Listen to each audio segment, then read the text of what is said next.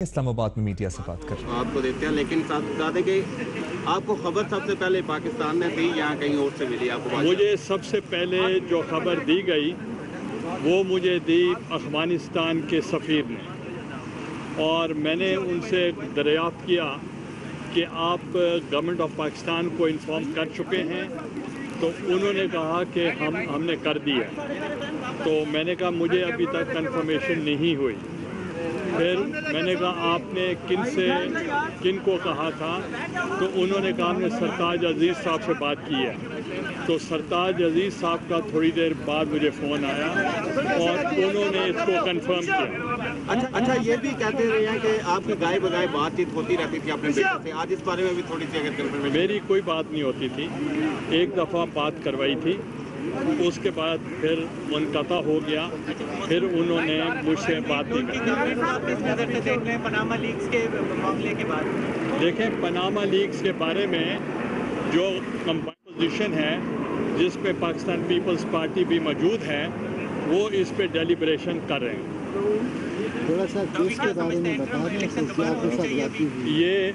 ये केस के बारे में मेरे जो लॉयर हैं फरूक एच नायक साहब ये कुछ बताएं। देखिए जी, ये FIA ने पहले कोई 12 FIRs थी जिनके अंदर यूसुफ रज़ा गिलानी साहब का नाम नहीं था। उन्होंने चालान पेश किए और एलिगेशन ये लगाई गई कि इन्होंने अपने डिप्टी सेक्रेटरी के थ्रू 50 लाख रुपए लिए हैं। उसके अंदर उन 12 जो चालान्स के अंदर जब नाम डाला गया तो हमने बेल फॉर अरेस्ट ले ली।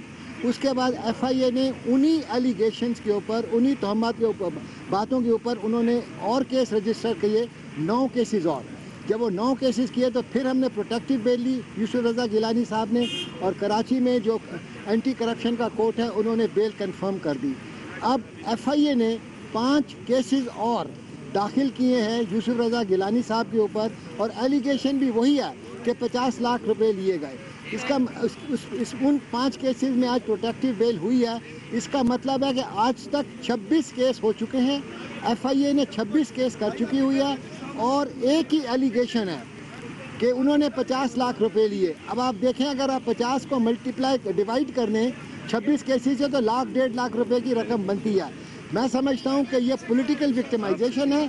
Former prime minister of Pakistan के साथ इस तरह का मजाक करना, इस तरह के झूठे मुकदमात करना, ये इंसाफ की धज्जियां उड़ाने के बात है। कि कोई कानून की बालादस्ती नहीं हो रही, कोई कानून की पासदारी नहीं हो रही। साबिक़ वज़ीर आज़म यूसुफ रज़ा गिलानी इस्लामाबाद हाई कोर्ट के बाहर मीडिया से गुफ्तगू